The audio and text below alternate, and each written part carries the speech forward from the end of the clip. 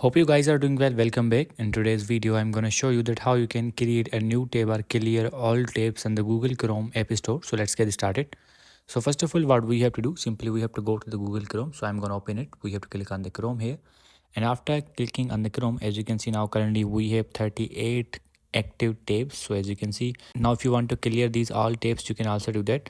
Now simply what we have to do, we have to click on the edit, and after clicking on the edit, as you can see, you will be able to get the option close all tabs.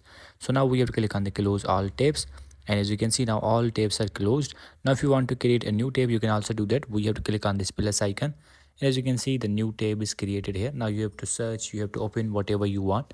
So in this way you can clear all tabs or create a new tab in the Google Chrome. I hope you guys understand this video that how you can do that. So see you in the next video.